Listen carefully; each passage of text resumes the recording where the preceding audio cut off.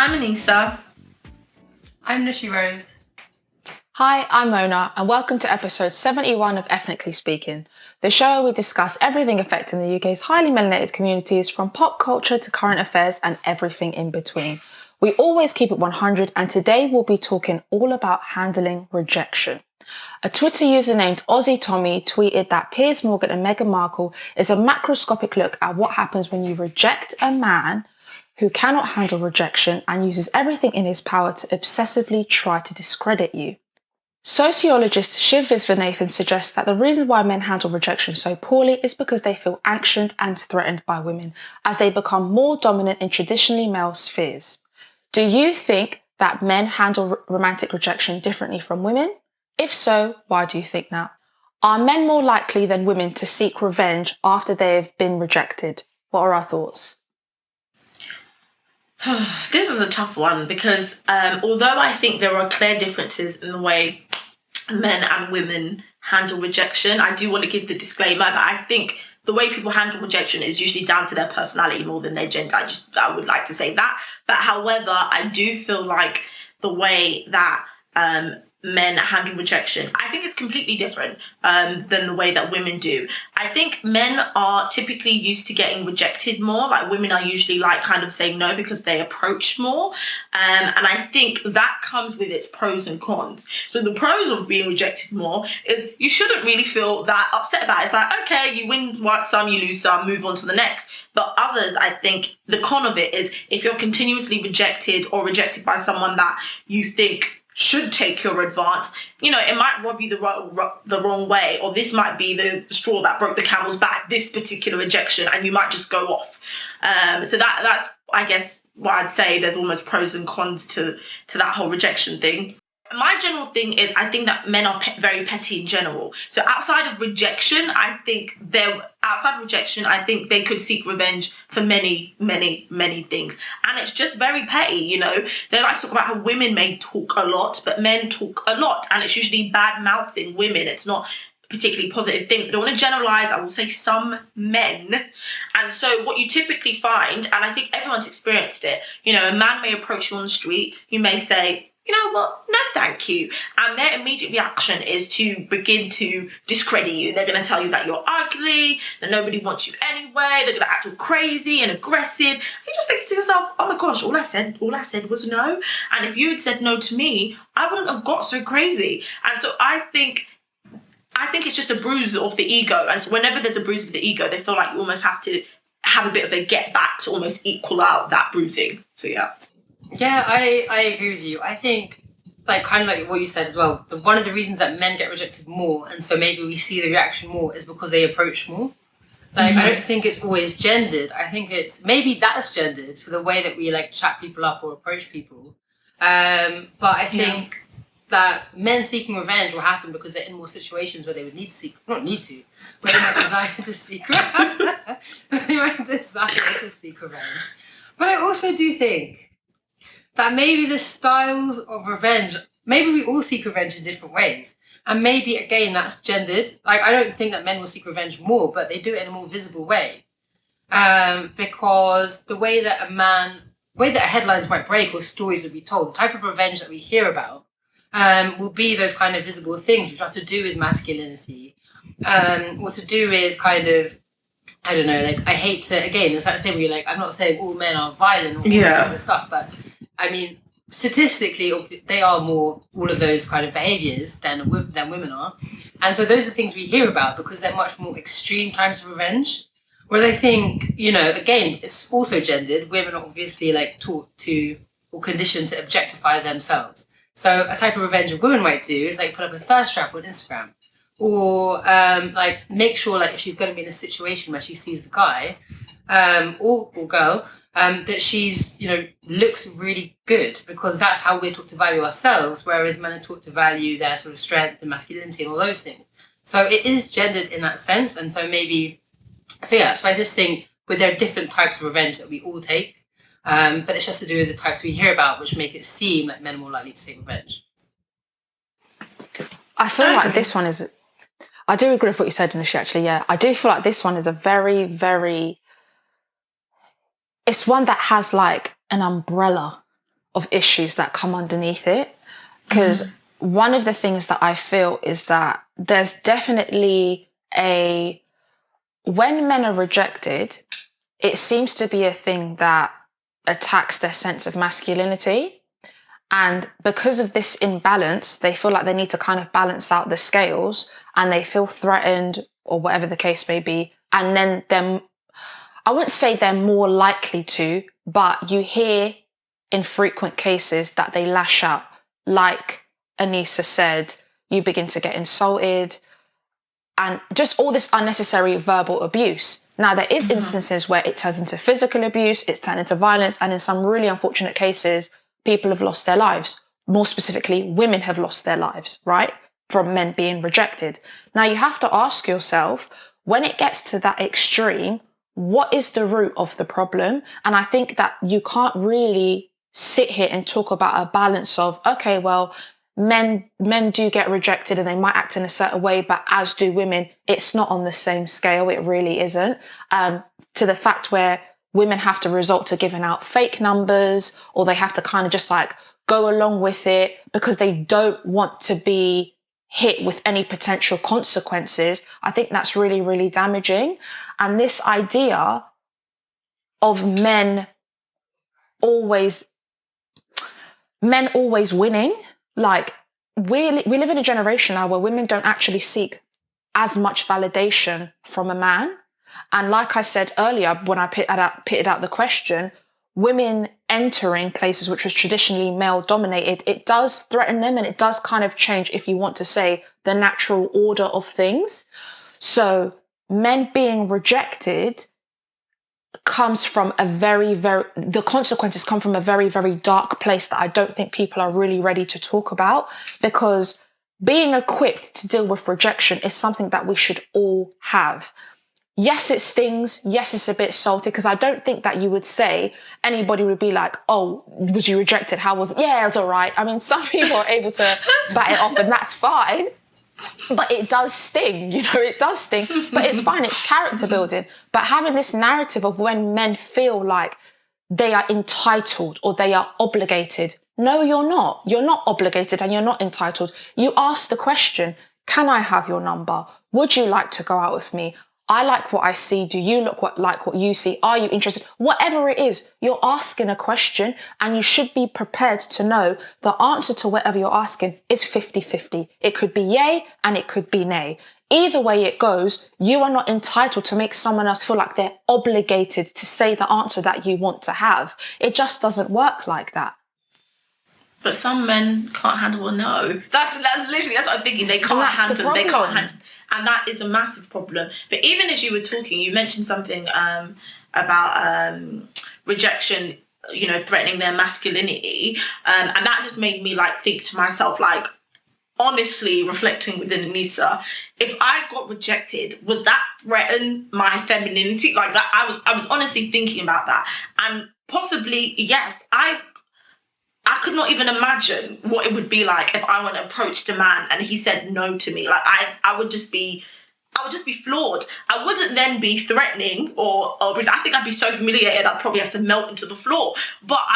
So the thing is, I understand how rejection could threaten your sense of self. That is what I would say. I can completely understand how that could threaten your sense of self. But I think it's just your reaction then to that person is the bigger issue. And that's why I think that reaction isn't, as you said, I think that's stemming from a darker problem, because anybody saying no to you shouldn't warrant such a strong reaction that, for example, that Piers has. We know he's on a hate train for Meghan.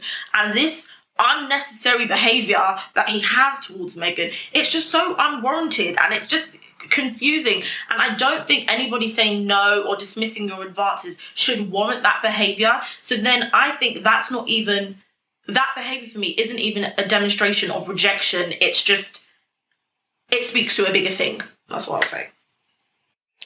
I think that the way that society has conditioned people, if we look at the patriarchal system, for example, men have kind of had things handed to them. So they have been on this pedestal given by other men, but women have also perpetuated this as well, because I was reading one of the resources, and it said something about a sociologist who was saying that men have basically been put in a position where they feel like they're entitled to have the best of everything and win every type of competition. So if you look at like women in the home, if you're eating dinner with your dad and your brother, father and son, they get the bigger portion, they get the bigger plate. They're not really set up to be told no or handle rejection.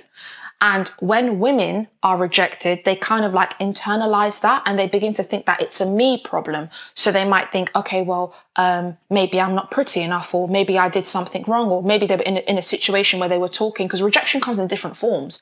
Maybe they were in a situation where they were talking and maybe they got ghosted. That's rejection in itself.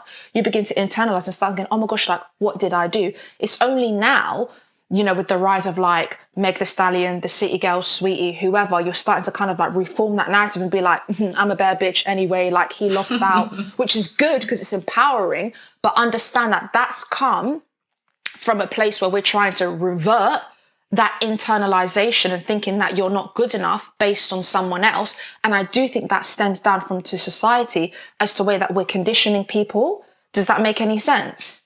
Yeah, definitely.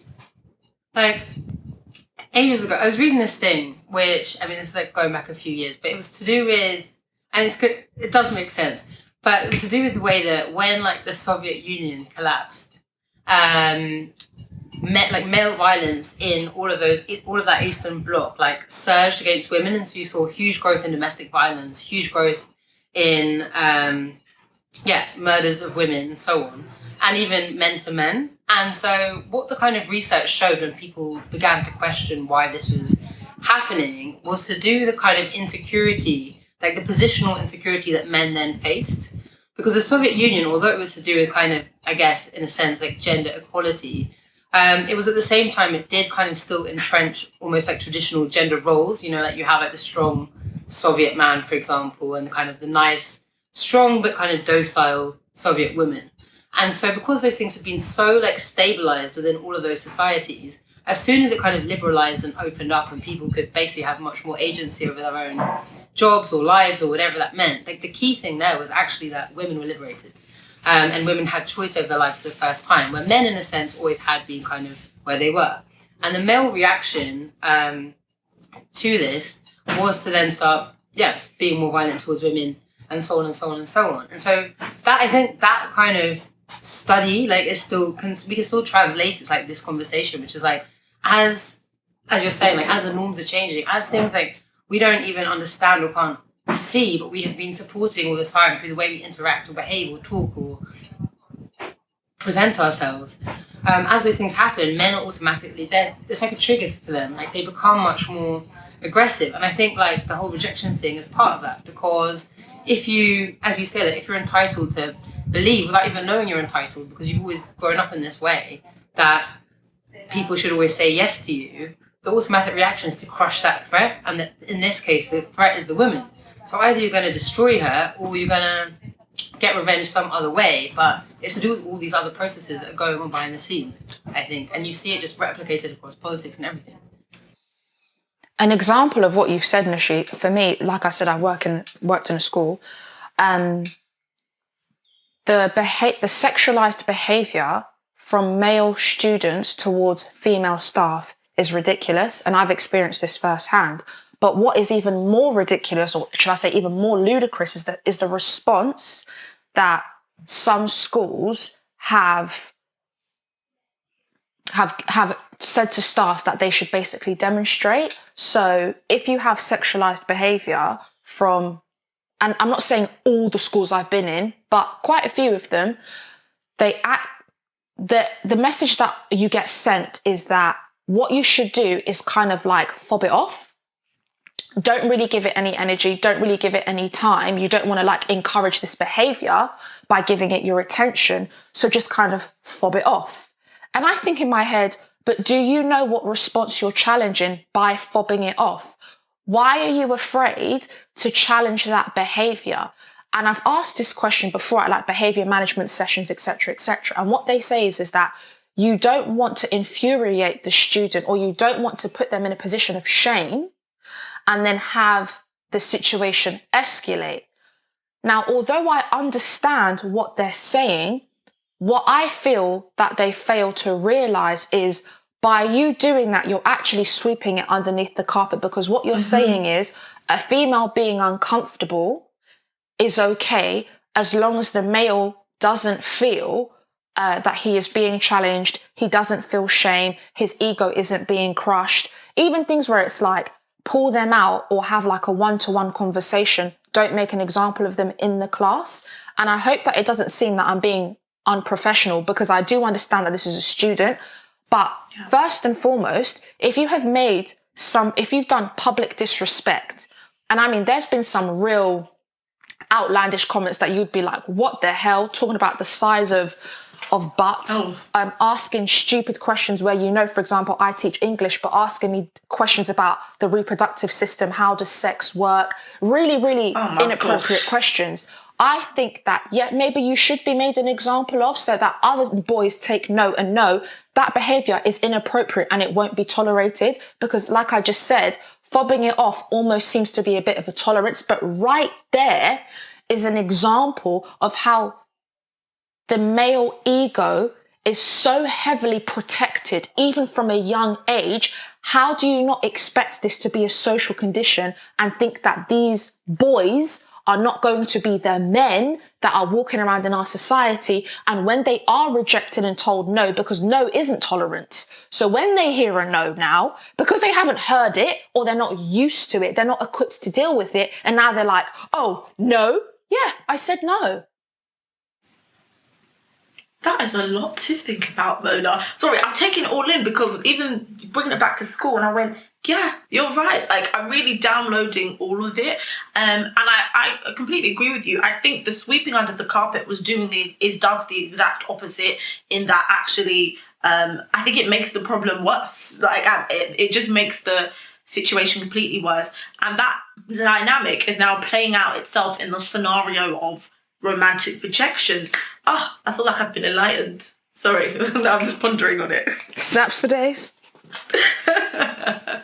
But do you guys think, generally, outside of the rejection thing, do you think men are more likely to revenge in those situations when they face rejection? And I guess not even just at the, hey, I want to chat you up stage. Monah, you brought up a great example that ghosting is the same thing as is another form of rejection. So if you think about rejection as a whole throughout a romantic relationship, would you say that you think men are more likely to seek revenge? I think like Nushy said, there's different ways of how you would elicit a revengeful response. And I think that, yes, women might be a little bit more subtle in the sense of posting a thirst trap, trying to catch attention, etc., etc. But men can be a bit more outlandish, and the things that they do to cause embarrassment, or like I said, to kind of correct that balance where they feel there's been an imbalance, if they've been, because there are some people who reject people not horribly, and it's like, you really didn't need to do that. Yeah. But there's loads of people who they suffer from secondhand embarrassment. It was attention that they didn't really ask for. They don't really know what to do, so they're trying to get away from it really quickly. There's no need for it to turn nasty. It could actually laugh and banter. And just personalising this to me, there's some people who've asked for my number and I've said no, and I haven't given them my number, and I haven't felt pressured to be like, let me just give them the number so they can leave me alone. But we've actually gone on to have a really good half an hour chat, whether we're at the bar. Don't wish you any bad intentions, and they haven't wished me any bad intentions, actually took it on the chin. But there are some guys where that immediate pressure of where they feel like, oh, you've just disrespected me in front of my boys, oh, you've just made me skeptical, oh, you're ugly anyway, they're just thinking, whoa, top boy, whoa. We don't need to get into this type of dynamic. So I think that boys can arguably act out of impulse, and because of how high the emotion is, they're not able to have that emotional intelligence to understand this response is probably not the best response. Guys, what you just said, Marina, has just reminded me, at the moment, I'm in this situation. I completely forgot about it because I've kind of been an inactive member. But okay, so I'm in Costa Rica. Anyway, about a week ago, I get this message from my friend's boyfriend, who I get on with this couple very, very well. This sounds great. That's the wrong way to segue into this. From my friend's boyfriend saying, will you catfish my friend? Basically, this is the situation. So, he had it was his birthday, I guess, last weekend. And my friend had brought with her to, I'm sure, an outdoor soiree, one of her friends who I've never met. Anyway, this girl was being harassed by this guy who is the boyfriend's friend all night. And she kept shutting him down and he kept trying. Anyway, she finally left. Then they have a boys' WhatsApp group. In this WhatsApp group, this guy has been making the most disgusting comments about her, how he's going to get her, he needs her number. They were she doesn't want to give you the number. This went on for 2 days. So anyway, he then contacts me and I offer a pro bono service of catfishing. And so he says to me, will you pretend to be this girl? Explains the situation. And he's this man, and he sends me the screenshots of the conversation. This guy's honestly, if I could say them right now, if they were suitable for public consumption, I would share with you the things he's been saying, but I can't. So he said, okay, change your WhatsApp. So on WhatsApp even now, my name and photo are just kind of very anonymous, kind of shady. And so the guy then got my number. He thinks I'm this girl. I was I don't want to get involved, but I just will never reply. I just won't reply. This man has been sending me so many messages thinking I'm this girl, just spamming constantly with no reply for days and days and days and days. Meanwhile, I know what he's saying to this other group, right? To his boys group. And he's yeah, I don't know what's wrong with her. I'm still going to get her. Trust me. Within 2 weeks, I'll be banging her in my house. And I'm the person, I'm not even her, obviously, but there's literally no reason for him to think this. And he's telling this entire script, which is in his mind must be the truth. He believes if he continues sending all these messages, which are getting no responses, to a woman who refused to give him her number, he will eventually end up with her. And that, when we talk about the male ego and rejection, this experience typifies this entire conversation, because in what world there's literally no signal being given, and yet your conclusion is this. So I'm actually living it at the moment as Valentina, 35, from Dalston, Italian. And it just comes from that sense of entitlement. Sorry, go on, Anissa. No, I was just saying, Nushy stories always make me laugh. They're so random. They're what the heck of the Heckington? But they're just so random.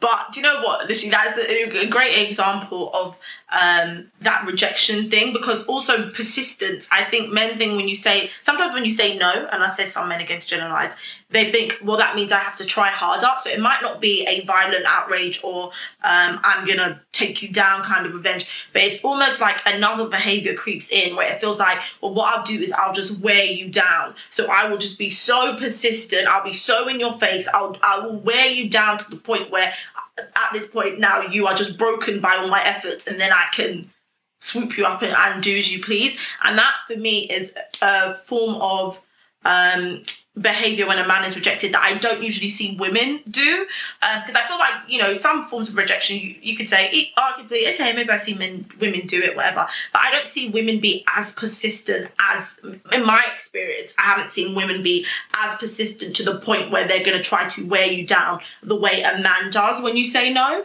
And so for me always makes me very frightened, because at that point I don't know what you're capable of. So Nushy, if I was you, that God, obviously you're catfishing, but if you were really that girl and he was consistently bombarding her at that point, that is scary. That is really scary stuff. Yeah, it's that sense of entitlement, because Anissa, you said something earlier about if you were rejected, would it take a knock on your femininity and stuff? And I think it depends on the individual and your self-talk and the character building skills that you've implemented for yourself, because being rejected by someone, rejected has a very harsh type of thing. It comes out a bit like poison. Oh, he rejected me.